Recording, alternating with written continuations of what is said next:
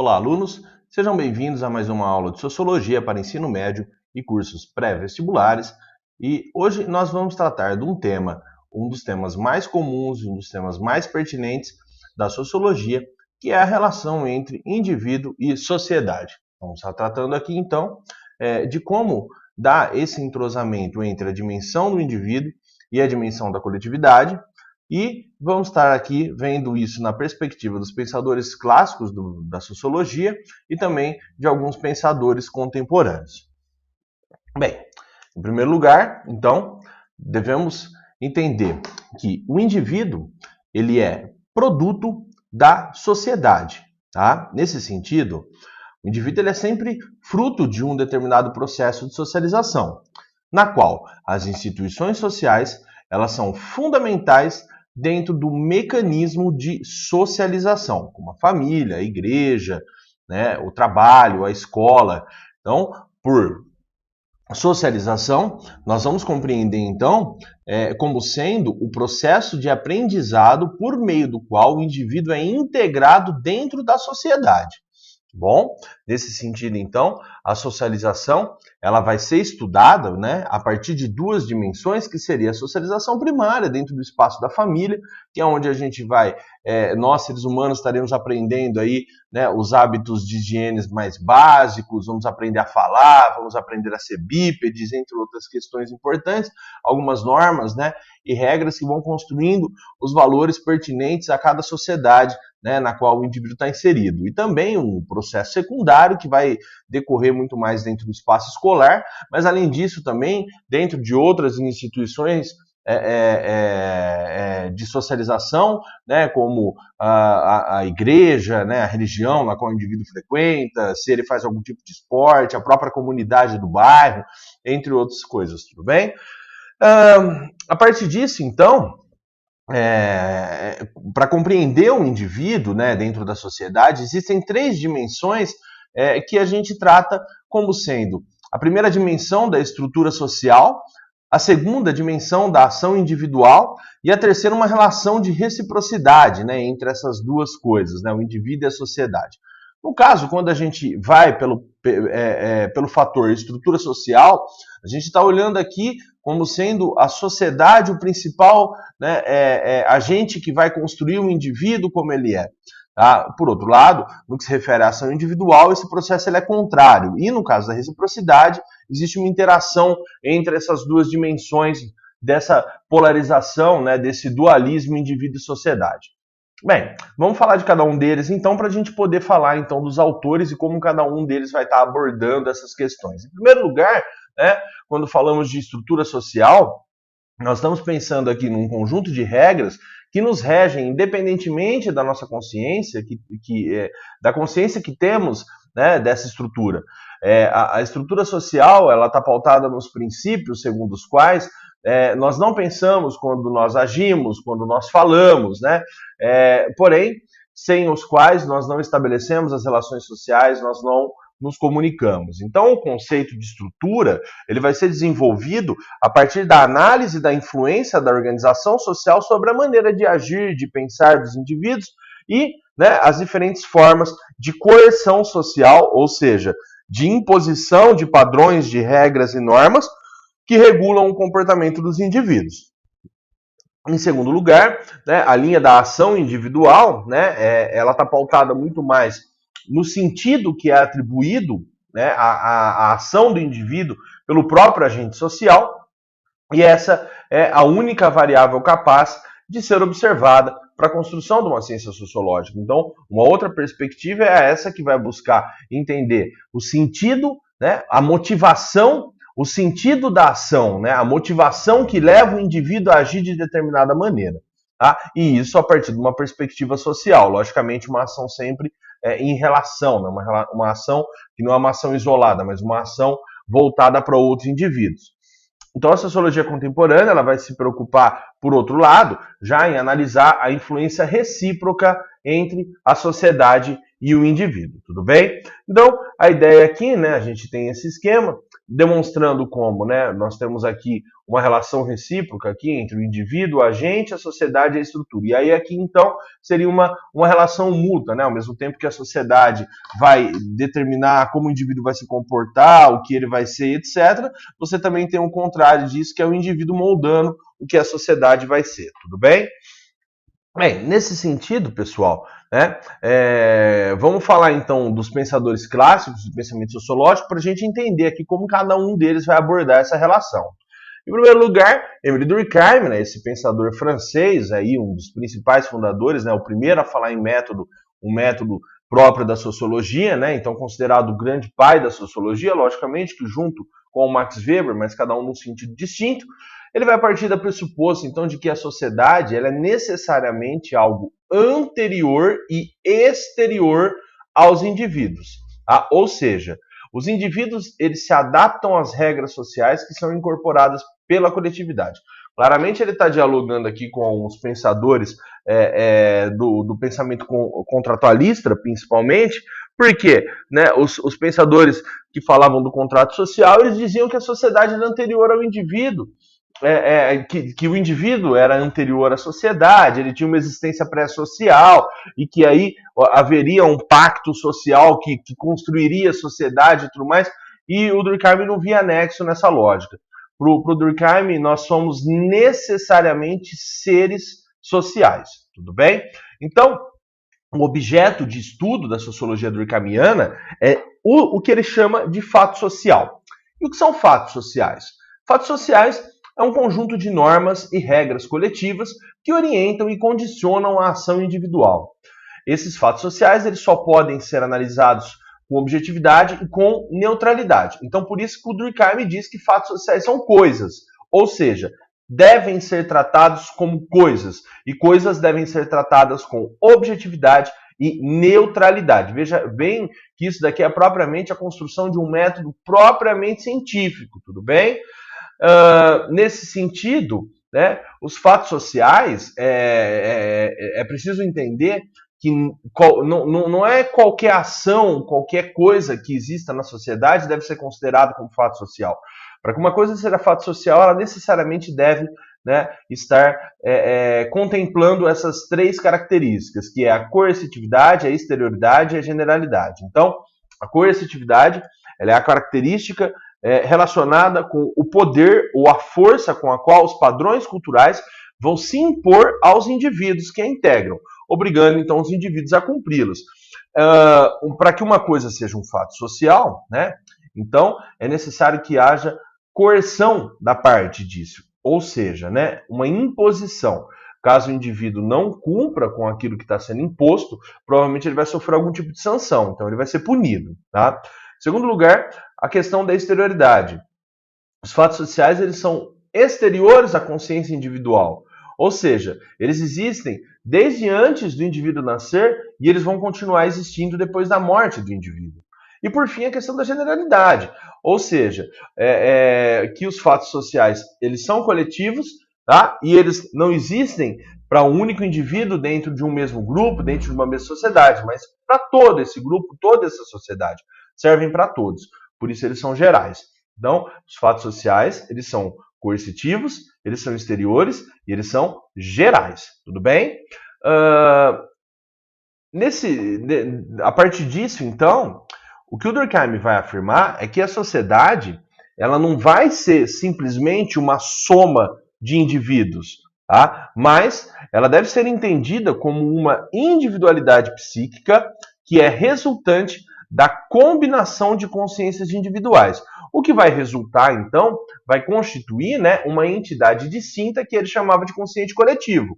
A consciência coletiva seria, então, a combinação das consciências individuais que se manifesta como algo que pensa por si só. Então, o Durkheim, trocando por miúdos, ele está tentando mais ou menos dizer que a sociedade ela pensa por si só, ela tem as suas perspectivas e tudo mais. Só que isso não significa que é uma coisa abstrata, tá? Ou seja, essa entidade distinta, essa individualidade psíquica, ela é efeito, né, justamente de vários indivíduos que estão pensando de maneira conjunta. Tudo bem? Então, não há consciência coletiva se não há interação entre os indivíduos. É isso que ele está colocando.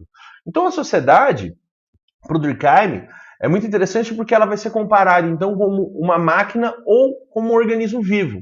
Tá? Ou seja, ela é considerada algo sistêmico, né? O que ele vai chamar de sistema social. Então, veja bem, os indivíduos seriam como peças ou como órgãos que contribuem para o funcionamento de uma coisa maior.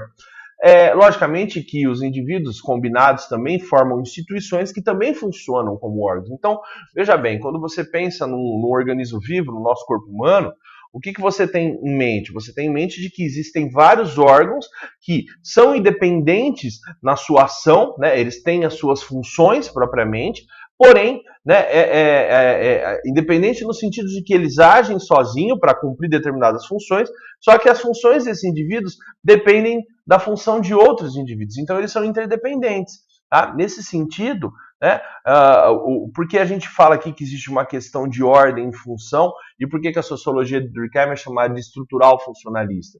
Justamente porque existe um conjunto de coisas que gera, então, um conjunto, né, cada indivíduo, cada grupo, cada instituição vai ter, né, uma função própria, e essas funções elas são interdependentes, elas estão interconectadas, cada um cumprindo sua função, a sociedade ela funciona corretamente. Então, a sociedade ela é dotada de uma ordem que direciona as partes de acordo com funções específicas e essas ocorrem para sua manutenção, reprodução e aperfeiçoamento. Tudo bem?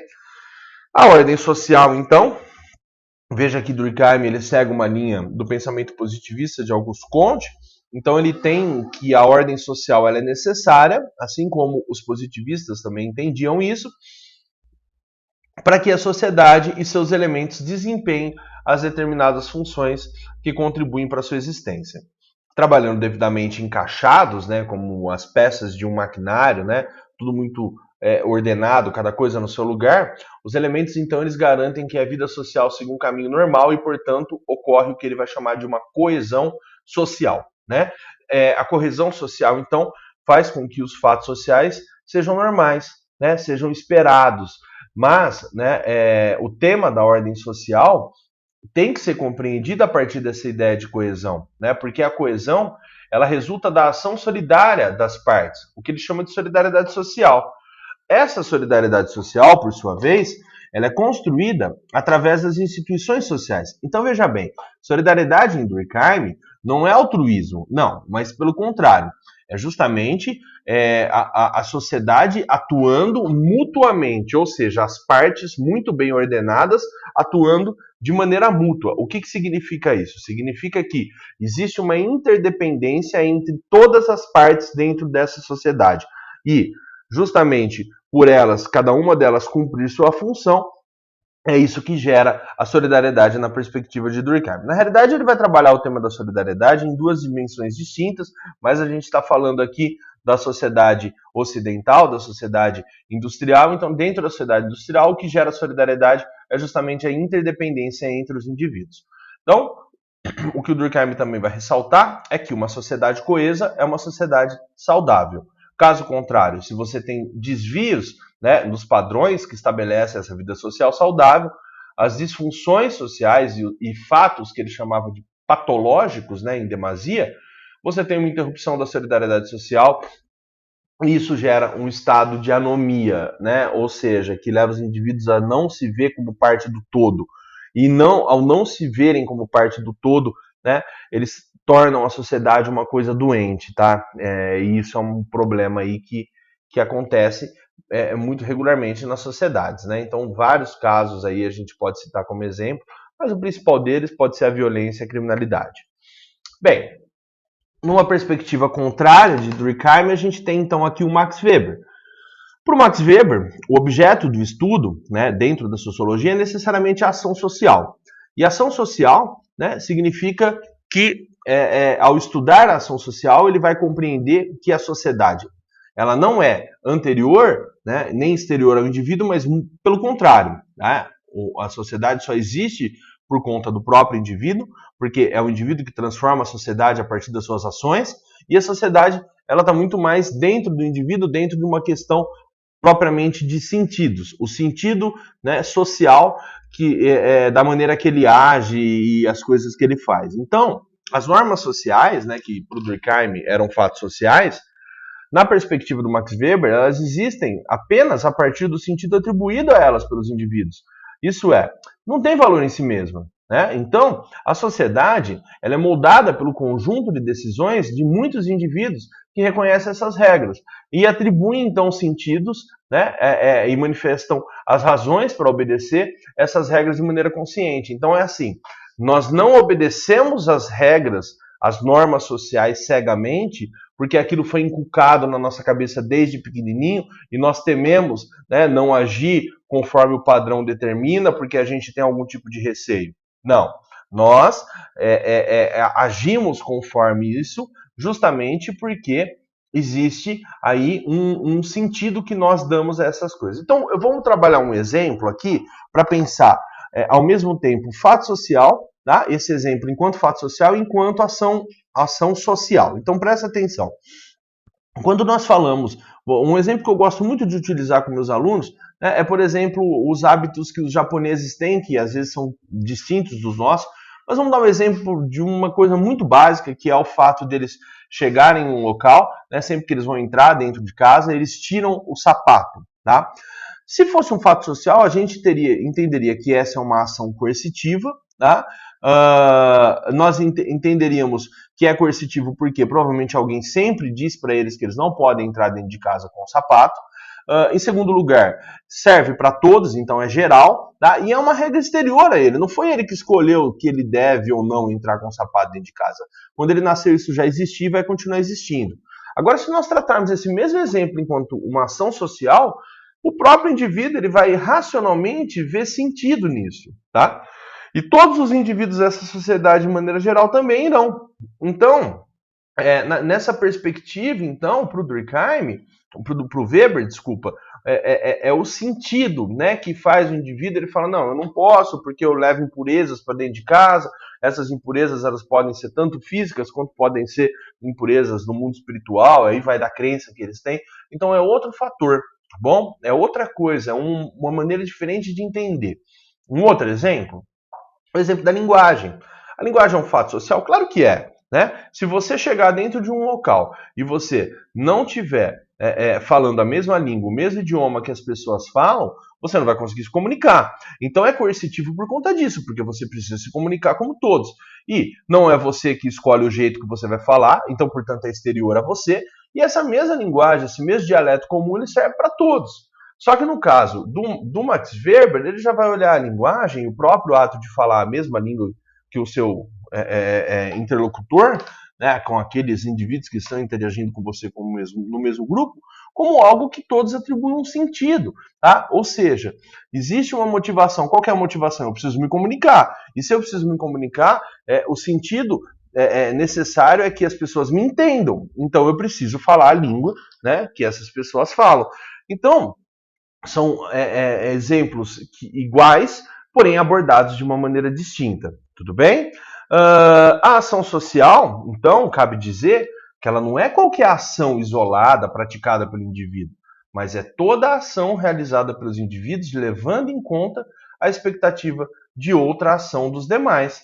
Então, a ação de um indivíduo só tem sentido se ela estiver relacionada à ação de outro indivíduo. Então, já anotem aí, né? A ação social ela é necessariamente uma ação com relação, tudo bem? A ação social também, que é essa unidade mínima de análise da sociedade, ela pode ser dividida naquilo que o Weber vai chamar de 4 tipos ideais. O que é um tipo ideal? Um tipo ideal, ele é um modelo, tá? Ele é o exagero de uma hipótese, tá? Então, o sociólogo, o pesquisador, ele cria um modelo, tá? Um tipo ideal de formas de ação social. Tá? O Weber também vai criar tipos ideais de forma de dominação, né, legítima, né, do exercício do poder, que é a extrapolação de determinadas hipóteses. Então, dentro de um quadro hipotético exagerado, só existiriam essas 4 formas de ação social. Claro que não necessariamente uma ação vai seguir na regra, dentro da realidade possível, uma única forma. Não, ela pode também ser mista dessas coisas, tá? Então, na realidade, isso serve como um modelo, é um recurso metodológico que o sociólogo utiliza na compreensão da ação social. Então, vamos lá. A ação ela pode ser tradicional. Uma ação tradicional ela é motivada por um hábito muito arraigado, um costume. Então, vamos pensar assim, obedecer aos mais velhos, obedecer pais e mães, né? Não responder para os mais velhos. Isso daí é uma ação tradicional, tá? Por outro lado, a ação ela também pode ser afetiva. Uma ação afetiva, ela já vai ser determinada por afetos, estados emocionais. Então, existe uma questão de intimidade muito grande aqui, né? Uma questão muito de pessoalidade, tá? Que é muito particular para cada um. No caso, um exemplo de ações afetivas, por exemplo, é o jeito cordial, né? A questão da cordialidade que o Sérgio Buarque de Holanda vai trabalhar no Brasileiro, né? Lá no seu livro Raiz do Brasil. A gente fala sobre isso na aula sobre Estado brasileiro, lá nas aulas sobre poder político e Estado, a gente vai comentar sobre isso. E nas aulas também sobre sociologia brasileira. A ação racional orientada a valores. Tá? Essa daqui já está relacionada a um recurso, tá, que o indivíduo está pensando racionalmente, mas de acordo com valores que ele acredita, valores que são importantes para ele. Então, uma crença consciente no valor importante. Então, vamos dar o exemplo, a honestidade. O indivíduo só age por honestidade. Então, ele tem o objetivo de ser honesto, ele quer passar essa imagem. Então, isso daí vai orientar a ação do indivíduo. E, por fim, orientado a fins. Então, aqui já existe um cálculo racional, né, que estabelece fins, objetivos e organiza os meios necessários para alcançar. Então, por exemplo, vocês estão estudando com o propósito de passar no vestibular no final do ano. Só que não é só apenas exercício de estudo, é ter uma rotina, é não ficar saindo o tempo todo, né? Então, isso tudo, né, é uma ação racional orientada a um objetivo, a um fim, né, que é passar nos vestibulares lá para o final do ano. Por exemplo, tá, pessoal? Para quem está estudando com isso, seja também para tirar uma nota do bimestre, o que for, tá? Max Weber, então, vai enxergar a relação entre indivíduo e sociedade de modo que ela é construída a partir da primazia do indivíduo, né, em relação à estrutura social, como eu já tinha colocado. Então, a sociedade é resultado do conjunto das relações construídas pelos indivíduos a partir do sentido atribuídos a elas. Em outras palavras, a sociedade ela não existe como um fim em si mesmo, mas ou como uma estrutura, né, que se organiza independente da consciência subjetiva de seus agentes, mas ela é justamente expressão histórica dos valores e da racionalidade dos indivíduos que a constituem. Tá? Então, é uma forma de encarar as coisas totalmente contrária daquela que o Durkheim estava colocando. Tudo bem?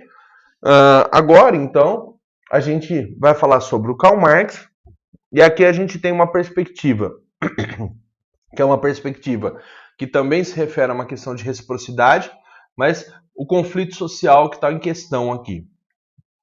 O objeto de estudo que a gente principal aqui para entender isso seria o conceito de classes sociais.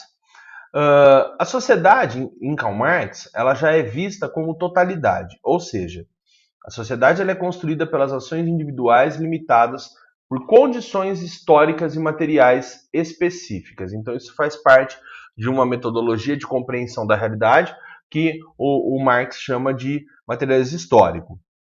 Então, presta atenção, os seres humanos eles só podem ser pensados com relação ao que eles produzem materialmente. E a sociedade ela vai ser compreendida como resultado da ação recíproca entre os indivíduos dentro desse processo produtivo, dentro das relações de trabalho. Tudo bem? A compreensão, então, do objeto da sociologia tem que se dar a partir dos aspectos materiais históricos que ligam o indivíduo à sociedade. Os homens fazem sua própria história, mas eles não a fazem como querem e sim limitados pelas condições materiais históricas da sua existência. Por isso, não é possível em Karl Marx afirmar que os indivíduos têm primazia sobre a sociedade ou o contrário, pois as ações dos indivíduos dentro da vida social, assim como a estrutura social na qual eles estão inseridos, é resultado de uma determinada situação histórico-social. Então, o Karl Marx ele não está aqui necessariamente postulando o indivíduo veio antes da sociedade, veio depois da sociedade. Não. Ele está afirmando que existe uma construção histórica, existe uma situação histórica que está em movimento e tudo mais. Tá? Então, a base da sociedade ela é definida pelo modo como é organizada a produção das condições materiais de existência, que é o que eu chamei aqui, né, o Marx chama de materialismo histórico. Tudo bem? Na sociedade moderna capitalista, que é a sociedade que está em questão aqui para a sociologia, a posição social dos indivíduos ela é definida pela relação dos meios de produção. Tá? Ou seja, o fato dos indivíduos serem proprietários desses meios produtivos, tá? Ou não, é o elemento fundamental que determina a divisão do grupo em grupos que possuem interesses antagônicos, que são as classes sociais. Então, as classes sociais, né, se refere à posição que um indivíduo, né, que um grupo de indivíduos ocupa dentro do processo produtivo. De um lado, os proprietários do meio de produção e do outro, os produtores. As classes sociais, elas são antagônicas nos seus interesses, porém, elas são interdependentes. E essa é a grande contradição da sociedade capitalista. Por quê?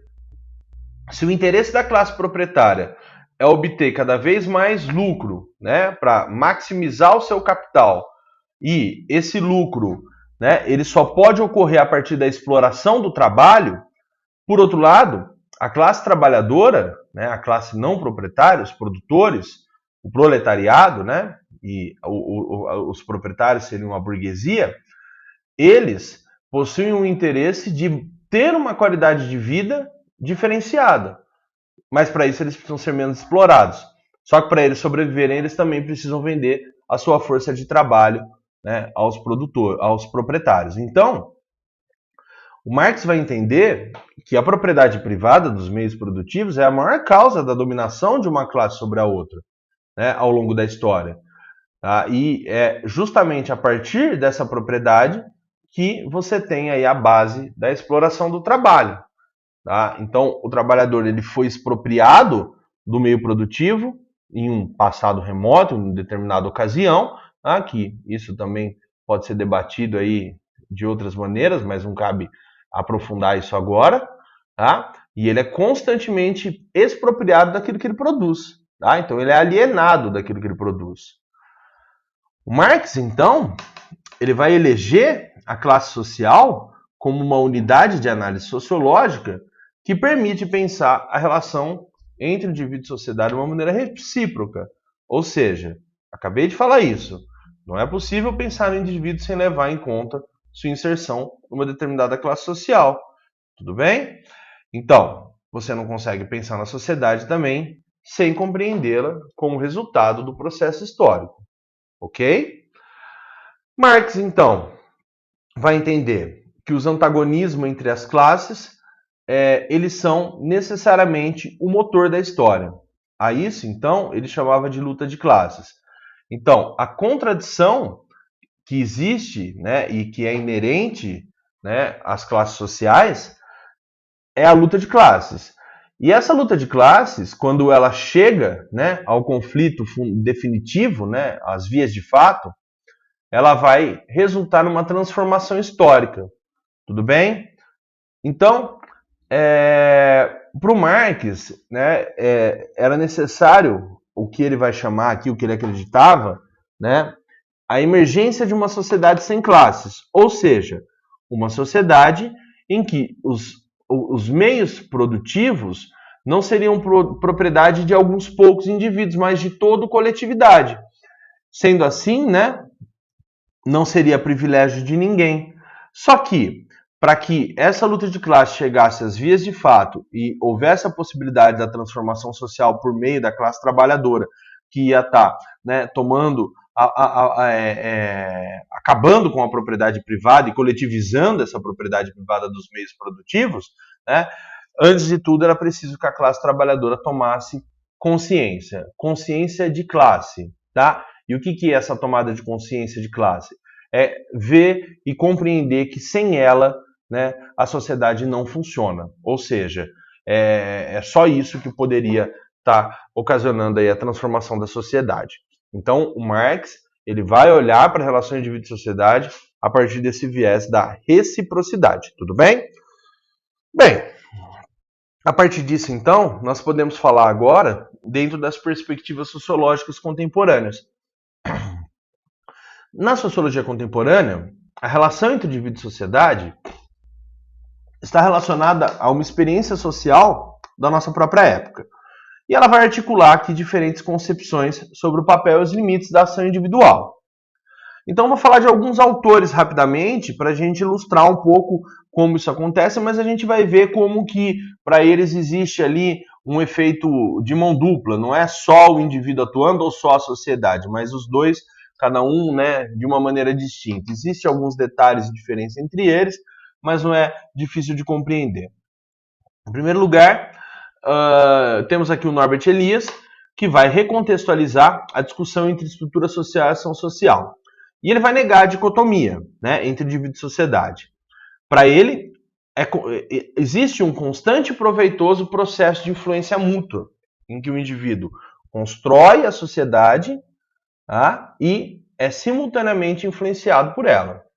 Em segundo lugar, né, nós temos aqui a ideia de que o indivíduo, então, ele vai elaborar estratégias para alcançar objetivos. Só que são objetivos que são socialmente validados pelas estruturas sociais construídas historicamente. E ele vai dar o exemplo aqui, a gente vai trabalhar o exemplo das leis. Eu vou usar o exemplo das leis para trabalhar todos os autores. Então, em primeiro lugar, né, em Norbert Elias, é preciso entender que as leis, ao mesmo tempo que elas vão impor limites para a escolha individual, elas também têm a função de proteger o indivíduo. Então, veja como tem uma via aí de mão dupla, né? Ou seja, ou como ele colocou aqui, né, uma influência mútua entre indivíduo e sociedade. Tudo bem? Antônio Guedes, por sua vez, já vai ver o indivíduo na modernidade agindo de modo dialético em relação à estrutura. Ou seja, ao mesmo tempo que ele influencia a estrutura tem uma força sobre ele e disso vai resultar uma coisa nova, tudo bem? Então, a estrutura ela vem com uma questão que é posta como uma tese, o indivíduo ele vai questionar isso na maneira de uma antítese e disso vai surgir uma síntese, uma coisa nova, tá? Então, sempre que houver essa discordância, esse conflito dialético entre o indivíduo e a estrutura social, a gente vai acabar tendo uma nova, algo novo surgindo aí. Então, os agentes são influenciados pelas estruturas em seu cotidiano, ao mesmo tempo que recriam essas estruturas mediante o processo de reflexão sobre sua própria prática. Então, veja bem, olha que interessante, as estruturas elas vão se transformando ao longo do tempo, porque ao mesmo tempo que elas influenciam, né, os indivíduos então vão recriando, eles vão reinventando as coisas. Esse é o processo dialético que ele está colocando. No exemplo das leis, os indivíduos, então, quando eles cumprem-nas, eles refletem sua aplicabilidade na realidade social. Então, vão adaptando continuamente as necessidades individuais, coletivas e sociedade em que vivem. Então, se uma lei não está dando muito certo, ela precisa ser transformada. Tá? Existem várias leis aí que foram sendo transformados ao longo do tempo e que vão mudando a sociedade. Então vamos dar um exemplo para vocês da lei antitabagismo, tá? Antes o cigarro era até mesmo médicos diziam que era bom fumar e tudo mais. Só que quando comprovou-se, né, que o cigarro causava doenças e podia até mesmo levar à morte as pessoas e causava doenças crônicas e tudo mais, houve por parte, né, do governo, da lei, uma exigência da população para que o governo tivesse intervindo aí, né, dentro disso, limitando, taxando muito, né, um valor de impostos bem alto sobre os cigarros e tudo mais. E também houve, por um lado, né, aqui, né, começou isso no estado de São Paulo, depois isso foi se expandindo para outros estados do país, né, a proibição de se fumar em ambientes fechados. Por quê? Porque se descobre também que a fumaça do cigarro faz mal para aquele que não fuma, né? Aquele que chamava de fumante passivo, né? O cara que está do lado, ingerindo essa fumaça que é expelida. Então, também transforma a realidade. E isso acaba até transformando a própria sociedade. Por exemplo, hoje, a gente observa que o número de fumantes é muitíssimo menor do que era mais ou menos há 10 anos atrás. Tudo bem? E por fim, a gente tem aqui um outro exemplo dessa relação entre indivíduo e sociedade, a partir do Richard Sennett. Esse pensador, ele vai dizer o seguinte, que a valorização da ação individual, em face às regulações coletivas, tem que ser necessariamente percebida como parte da construção de uma sociedade de consumo, que trouxe grandes consequências, né, no modo como os indivíduos vão enfrentar as transformações ocorridas nas últimas décadas. Então, a sociedade de consumo, olha só que interessante, né? Ela vai ser o grande determinante da regulação das relações entre o indivíduo e a coletividade, né? Ela vai trazer uma marca muito diferenciada. E aqui, o que a gente entende é que a sociedade contemporânea, ela se constrói historicamente um duplo movimento, onde o primeiro valoriza a sociedade na sua esfera pública e é marcado pela criação de regras coletivas que permitem a convivência entre indivíduos e grupos, tá, de tradição e formação distinta. Por outro lado, houve também, né, um movimento caracterizado pela valorização progressiva da esfera pessoal. Então, se por um lado valorizou-se a coletividade, pelo outro valorizou-se a individualidade. Tá? E isso lentamente vai substituindo o domínio da esfera pública e vai resultando na atualidade na própria perda de conexão entre os indivíduos com a coletividade. Isso, né, acaba dificultando as ações individuais que visam um horizonte comum. Então, na realidade, voltando aqui, o que ele está falando é que a sociedade de consumo acabou, né, levando a uma valorização muito maior da esfera pessoal, da esfera privada, em detrimento da esfera pública. E isso, logicamente, que resultou em problemas para a nossa sociedade. Tá? Vamos dar o exemplo das leis, mais uma vez, para entender, tá, que a maioria, né, das leis foram criadas como meio de organizar uma vida comum na sociedade contemporânea. Porém, se o objetivo da lei é o estabelecimento dos direitos individuais e coletivos, a redução da importância da coletividade na construção de referências que orientam as ações cotidianas acabam dificultando a aplicação efetiva das leis. Então, o que acontece? Vamos dar exemplo das leis de trânsito. Elas são normas que devem ser seguidas por todos os motoristas e pedestres justamente para garantir a segurança da coletividade. No entanto, devido a muitas situações particulares, portanto, próprias da vida pessoal, privada, os indivíduos, né, como está atrasado para o trabalho, a gente também pode citar aqui o exemplo de uma viagem, o cara correr para querer chegar antes, para aproveitar mais, né? Os caras, então, ultrapassam o limite de velocidade permitido, não obedecem a sinalização, passam sinal vermelho, não respeitam o pare, e isso, logicamente, que gera, né, consequências que não são apenas para ele, mas para os outros, porque ele pode causar um acidente. Então, veja bem, a importância do coletivo, ela acaba, né, se perdendo, né, aliás, há um detrimento aí, né, uma redução da importância do coletivo em função, né, do indivíduo. Tá? Então, as necessidades pessoais são tidas, né, pelos indivíduos como mais importantes do que o cumprimento da regra coletiva. A lei seca é um exemplo disso. O que o indivíduo faz? A necessidade pessoal dele se divertir, dele não querer deixar de ir para uma festa, faz com que ele ingira álcool e às vezes em demasia e sai dirigindo por aí e acaba acontecendo acidente e não respeita a lei, né? Isso faz parte, então, da sociabilidade moderna, que ocorre essencialmente dentro do espaço da cidade, onde a questão do consumo, ela está aí. Então, a sociedade de consumo é uma sociedade absolutamente individualista. Ela é uma sociedade que faz tudo em detrimento do coletivo, né? Faz com que o indivíduo faça tudo em detrimento do coletivo. É ele que importa e dane-se o resto. Então, no contexto dessa cidade moderna, né, o indivíduo ele transita entre as escolhas que devem ser de sua responsabilidade, né, e o próprio pertencimento às diferentes coletividades. Tudo bem? Isso a gente vai chamar, então, né, de uma experiência fragmentada. O que significa isso? Significa que várias identidades são geradas e vão coexistindo dentro do mesmo indivíduo. Então, assim, o indivíduo, né, eles se relacionam com as leis por perspectivas muito diferentes. Ora, eles veem ela com uma lógica particular, né? Ora, eles pensam ela de uma maneira coletiva. E isso acaba, né, explicando que haja uma dualidade que nós observamos o cumprimento da lei. E também é curioso a gente também falar que quando o indivíduo clama pelas leis, falando em nome da coletividade, ele também está vendo o lado dele, né? Então esse é um grande problema numa sociedade extremamente individualista, né? Que vai cada vez mais aí contradizendo os princípios que levaram à construção dessa sociedade moderna. Por fim,